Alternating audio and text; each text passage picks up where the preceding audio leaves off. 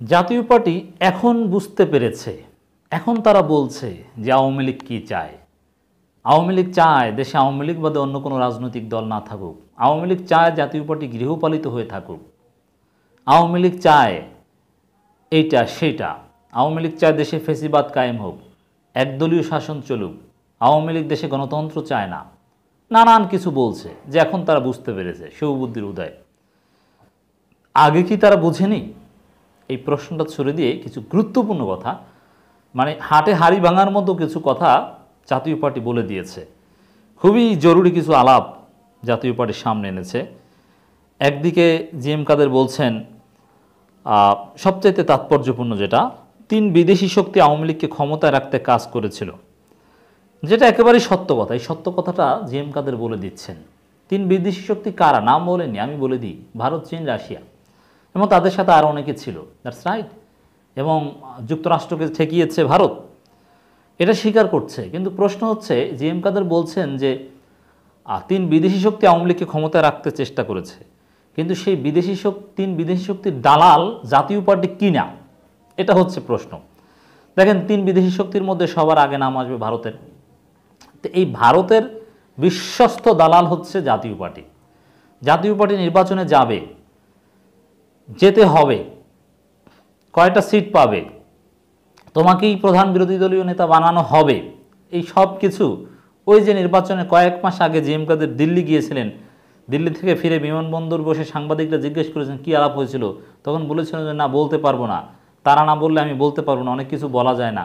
তখনই মূলত দালালের চুক্তি, আজীবন দালাল, কিন্তু চুক্তি ফাইনাল করে এসেছিল 24 সালের নির্বাচনকে কেন্দ্র করে জিএম কাদের। অতএব জিএম কাদের এখন বলছেন 3 বিদেশি শক্তি আওয়ামী লীগকে ক্ষমতা রাখতে চেয়েছে।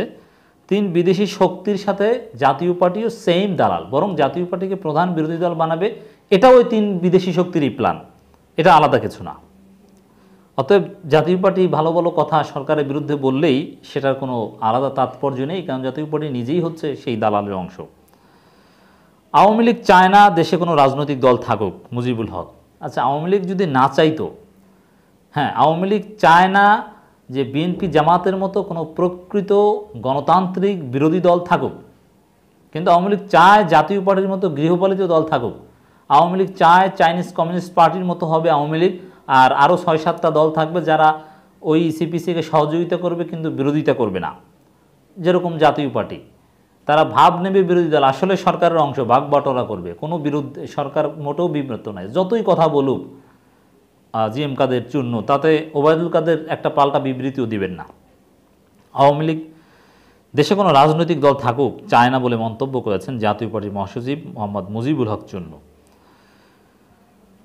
মুজিবুল হক বলেন, আমরা গত দ্বাদশ নির্বাচনে গিয়েছিলাম প্রেসিডিয়াম কমিটির সম্মতিক্রমে। এখানে দলের অধিকাংশ নেতাকর্মীদের প্রস্তাবকে, মতামতকে উপেক্ষা করে নির্বাচনে গিয়েছিল, এটা হচ্ছে সত্য। তবে এই নির্বাচনে আমরা আশানুরূপ ফল পাইনি। শাসক দলের অর্থে দৌরত্ব আর প্রশাসনের নিরপেক্ষতার অভাবে মাঠে আমাদের নেতারা লড়াই করতে পারেনি। দেখেন, চূর্ণ যদি এই কথা বলে, কত নির্লজ্জ! মানে কেন তার এলাকার মানুষ তার বিরুদ্ধে ঝাড়ু মিছিল করে না, জুতো মিছিল করে না, আমি জানি না।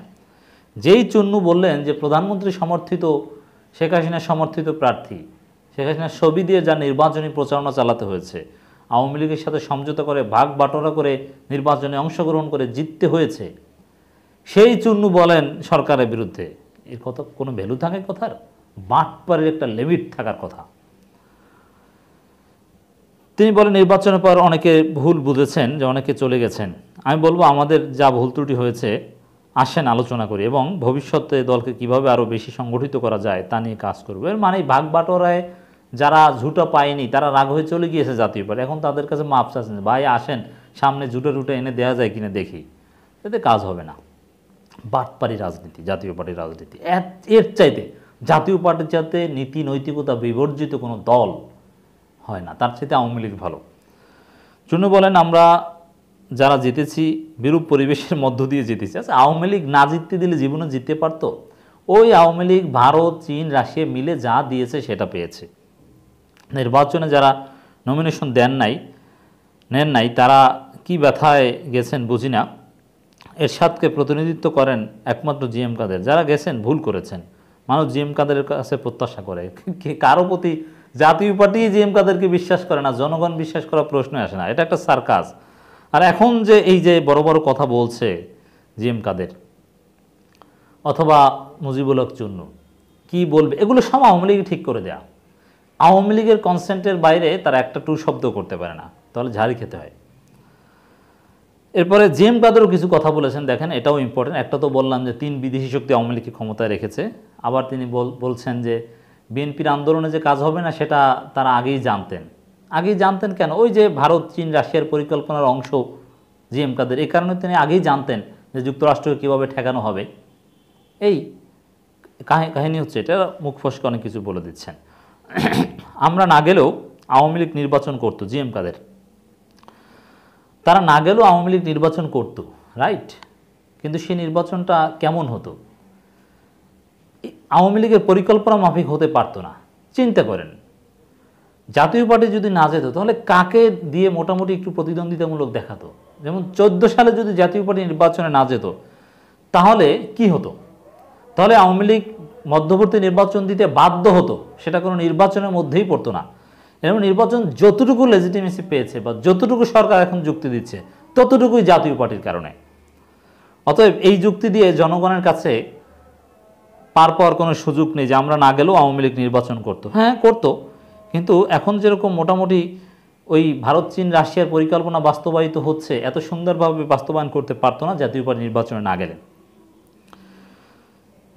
জাভা চেয়ারম্যান বলেন, নেতারা আছেন, জাতীয় পার্টি আছে, নেতারা থাকলেই জাতীয় পার্টি এগিয়ে যাবে, নির্বাচনে যাওয়ার পক্ষে না থাকলেও আমার উপর দায়িত্ব দেয় আমি সিদ্ধান্ত নিয়েছি। সেটা নিয়ে নানা বিভ্রান্ত ছড়ানো হয়েছে, আমাকে নিয়ে অনেক বিভ্রান্ত ছড়ানো হয়েছে।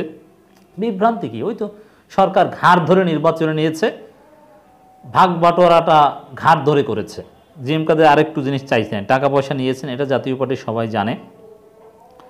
নির্বাচনে অংশ নিতে চাপ প্রয়োগ করা হয়েছিল উল্লেখ করে তিনি বলেন, দল বাঁচাতেই নির্বাচনে অংশ নিয়েছিলাম। আচ্ছা, দল বাঁচাতে নির্বাচনে অংশ নিয়েছে, তাহলে গণতন্ত্রের কোনো মূল্য নাই নাকি? দলের স্বার্থ মূল, অথচ যে জনগণের ভোটাধিকার নাই সেটার কোনো ভ্যালু নাই। মানে কথার সাথে কিন্তু মেলে না। জিএম কাদের বলছেন এক কথা, চুন্নু বলছেন আরেক কথা। বাটপারি রাজনীতি। এর মানে এখন যে কথাগুলো বলছে যে 3 শক্তি আওয়ামী লীগকে ক্ষমতায় রেখেছে, কোনো দল রাখতে চায় না, ফেসিবাদ কায়েম করতে চায়, জাতীয় পার্টিকে গৃহপালিত হিসাবে দেখতে চায়, এটা এখন বলছে মনে হয় যেন এখন বুঝতে পেরেছে। না, এটা তারা আগেও জানতো। তারা ঠান্ডা মাথায় ওই ভারত, চীন, রাশিয়ার পরিকল্পনার অংশ হিসেবে আওয়ামী লীগের পার্ট অ্যান্ড পার্সেল। মনে রাখবেন, জাতীয় পার্টি সরকারের বিরুদ্ধে বললেও এতেও সরকার লাভবান হবে, কারণ জাতীয় পার্টির মাধ্যমে সরকার তাদের বিরোধিতা করিয়ে, দেশে গণতন্ত্র আছে, সরকারের বিরোধিতা আছে, এটা দেখিয়ে বিদেশিদের কাছ থেকে সুবিধা নিতে চায়, গণতন্ত্র সূচকে নিজেদের অবস্থান আরও উন্নত করতে চায়। দিস ইজ অলসো নাটক, কারণ জাতীয় পার্টি তো গৃহপালিত। অতএব তারা কিছু বললেই বাকি, না বললেই বাকি, জাস্ট একটা শো অফ। এই নাটক সম্পর্কে আমাদের সচেতন থাকতে হবে।